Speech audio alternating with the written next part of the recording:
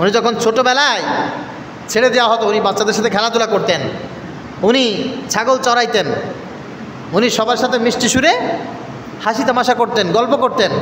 মানুষের যে আচরণগুলো ছিল, এই আচরণগুলো নবীজি সাল্লাল্লাহু আলাইহি সাল্লামের ছিল, যেটি আমরাও করে থাকি। খেয়াল করবেন, কথাটা বলার সুন্দর একটা উদ্দেশ্য আছে আমার। আমরাও খেলাধুলা করি, নবীজি সাল্লাল্লাহু আলাইহি সাল্লাম খেলাধুলা করতেন। আমরাও গল্প করি, নবীজি সাল্লাল্লাহু আলাইহি সাল্লাম গল্প করতেন। তবে হ্যাঁ, উনি খেলাধুলাকে পছন্দ করতেন না, উনি গল্প দেওয়া আড্ডা দেওয়াকে পছন্দ করতেন না, উনি সবার সাথে তাল মিলিয়ে হই হুল্লো করা পছন্দ করতেন না। উনি কখনো কখনো বাচ্চা সুলভ যে আচরণগুলো মানুষ করে থাকে এগুলো উনি করেছেন, উনি করতেন, কিন্তু এগুলো উনি কখনো পছন্দ করতেন না। কেন করতেন না? ওনার বয়স যখন 6 বছর,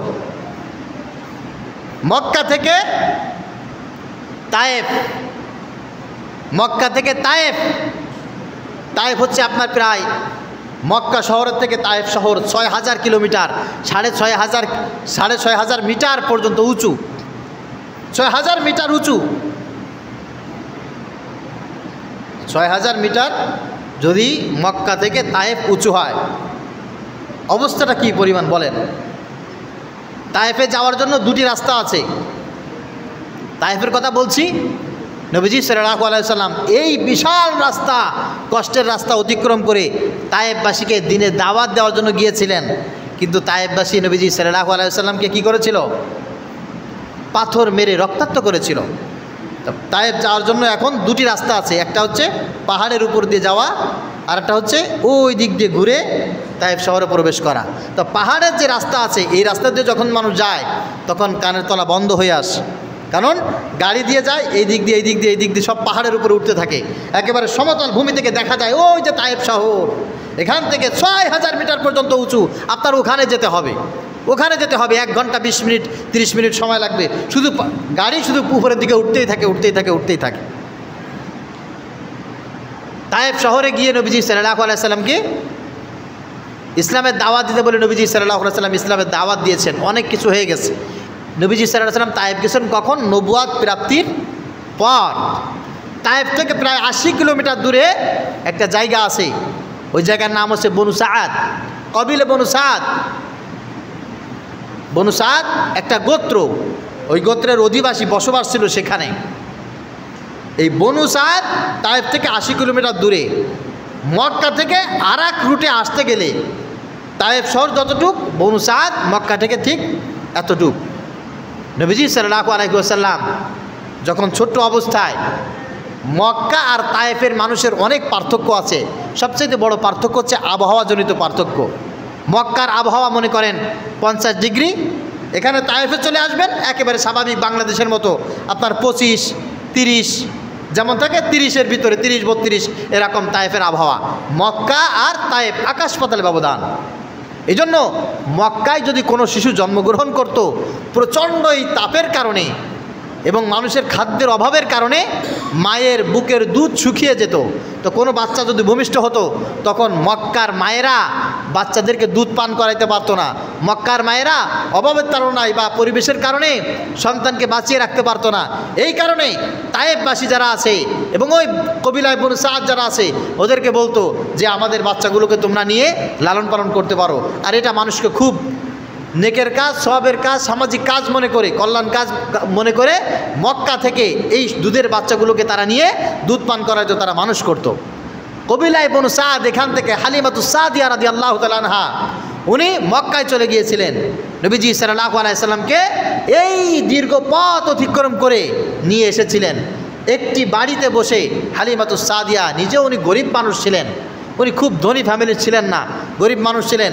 উনি গাধাই করে এনে নবীজি সাল্লাল্লাহু আলাইহি সাল্লাম, ছোট্ট মুহাম্মদ কথা বলতে পারেন না, দুধ পান করে ছোট একটা বাচ্চাকে এনে যেই ঘরের ভিতরে বসবাস করেছিলেন, সেই ঘরটা আমি নিজের চোখে দেখে এসেছি। এখনও পর্যন্ত সেই ঘরে সেই স্ট্রাকচার ওখানে আছে।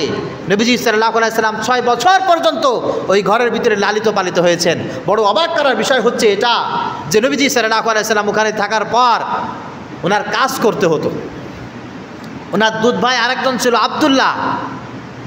নবীজি সাল্লাল্লাহু আলাইহি সাল্লাম সব সময় একটা স্তন থেকে দুধ পান করতেন আর একটা স্তন রেখে দিতেন তার ভাইয়ের জন্য। এভাবেই চলতে চলতে চলতে চলতে পাশে ছোট্ট একটা মাছের মতো আছে, সুন্দর জায়গা, এখনও পর্যন্ত ঠিক সেভাবেই রাখা হয়েছে। চমৎকার সুন্দর সমতল একটা ভূমি, পাহাড়ের পাদদেশে। ওখানে নবীজি সাল্লাল্লাহু আলাইহি সাল্লাম সন্ধ্যাবেলা খেলাধুলা করতেন, বিকেলবেলা খেলাধুলা করতেন, সব মানুষের সাথে খেলাধুলা করতেন, মজা করতেন। তো এই মজার ছলে নবীজি সাল্লাল্লাহু আলাইহি সাল্লাম খেলার প্রতি, মজার প্রতি যেন আকৃষ্ট বেশি না হয়ে যায়, দুনিয়ার মোহাব্বত যেন তার দিলকে স্পর্শ করতে না পারে, হঠাৎ করে খেলাধুলা করতে করতে করতে করতে নবীজি সাল্লাল্লাহু আলাইহি সাল্লাম উধাও হয়ে গেছে। তার দুধ ভাই আব্দুল্লাহ তার ভাইকে খুঁজে পাচ্ছে না। যখন ভাইকে খুঁজে পাচ্ছে না তখন ভাইকে তালাশ করতেছে। দুটি মাঠ পাশাপাশি, ছোট ছোট দুটি মাঠ, এক মাঠে খেলাধুলা করছে, ওখানে খুঁজে না পেয়ে ভাই টেনশন করতেছে, আরে আমার মা তো এখন পিটাবে আমাকে, যে মোহাম্মদ কোথায়, তোমার ভাইকে দেখছি না, দুজনে একসাথে খেলাধুলা করতে গেলে সে কোথায়। ভাইকে খুঁজতে খুঁজতে খুঁজতে খুঁজতে আর একটা মাঠ, ওই মাঠের ওখানে দুটি পানির কুয়া আছে। এই কুয়ার যে কত বছর বয়স আল্লাহ পাক রব্বুল আলামিন সবচাইতে বেশি ভালো জানে। তবে ধারণা করা হয় যে যখন প্রস্তর যুগ ছিল, মনে করেন যে আপনার 6000 6500 বছর আগে, যখন মানুষ পাথর কেটে কেটে বাড়ি তৈরি করত, আর পাথর কেটে বাড়ি তৈরি করতে হয় এটাই বুঝতো, আর কিছু বুঝতো না যে এরকম বিল্ডিং উপরে করা যায় বা টিন দিয়ে কাঠ দিয়ে পিটায় ঘর বানানো যায়। মানুষের যখন এই এলেম ছিল না, শুধুমাত্র পাথর কেটে কেটে বা একটা পাথর ওখানে কেটে কেটে গর্তের মতো করে মানুষ যখন বসবাস করত, সেই সময় এই পাথরের কুয়াগুলি তারা খনন করেছিল, এটাই ধারণা করা হয়। দুটি কুয়া আছে আব্দুল্লাহ, ওই কুয়া তো এখন সুসজ্জিত, সুন্দর করে বাধাই করা, তখন তো আর এরকম ছিল না।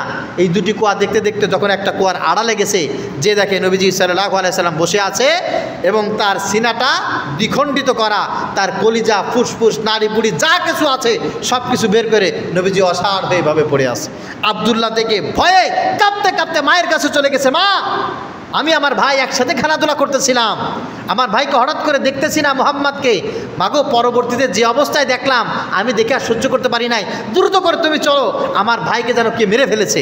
কি হয়েছে তোমার ভাইয়ের? বা আমার ভাইয়ের এইখান থেকে শুরু করে এই পর্যন্ত একেবারে ফেরে সব কিছু বের করে ফেলেছে। হালিমাতুস সাদিয়া কাঁদতে কাঁদতে নবীজি সাল্লাল্লাহু আলাইহি সাল্লামের জন্য, শিশু মুহাম্মদকে দেখার জন্য কাঁদতে কাঁদতে ওখানে চলে আসছে।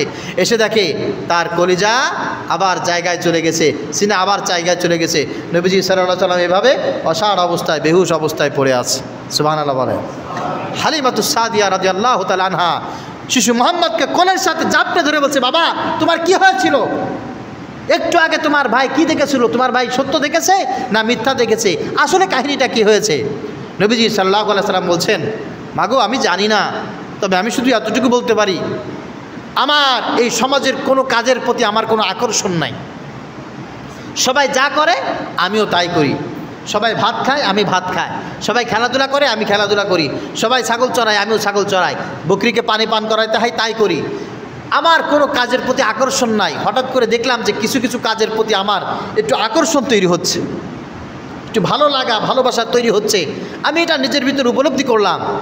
এটা দেখে কে যেন আমাকে পিছন দিয়ে ধমক দিল, আবার ভালোবেসে আদর করে আমাকে হাত ধরে এখানে আনলো, এনে আমাকে এখান থেকে শুরু করে কি দিয়ে এই একেবারে কলিজা টলিজা সব বের করলো, বুক ছেদ করে সব কিছু বের করলো, বের করে আসমান থেকে কি যেন একটা পানি আসলো, সেই পানি দিয়ে আমার সবগুলো ধুয়ে মুছে সাফ করে আমার কলিজা আবার জায়গায় দিয়ে, দিল সব কিছু জায়গায় দিয়ে, বক্ষটা আবার করে আটকে দিয়ে চলে গেল আমাকে এই অবস্থায় রেখে। যাওয়ার সময় শুধুমাত্র একটা কথা কানে কানে বলে গেছে যে তোমাকে দুনিয়ার কোনো কাজের প্রতি আকর্ষিত করে মোহিত হয়ে ভালোবেসে এই দুনিয়া পার করার জন্য তোমাকে সৃষ্টি করা হয় নাই, তোমাকে সৃষ্টি করা হয়েছে গোটা বিশ্বের রহমত হিসাবে। প্রিয় ভাইয়েরা আমার, আপনার আমার সিনা বক্ষ আর কোনোদিন ছাক করা হবে না, কেউ করবে না, পরিষ্কার করবে না। কিন্তু এ থেকে আপনাকে আমাকে শিক্ষা নিয়ে সিনাটাকে ছাক রাখতে হবে। ইল্লা মান আতাল্লাহ বিকলবিন সালিম, কলব যদি সাফ না থাকে, পরিষ্কার না থাকে, দুনিয়ার মোহাব্বত ঢুকতেই থাকবে, ঢুকতেই থাকবে, ঢুকতেই থাকবে।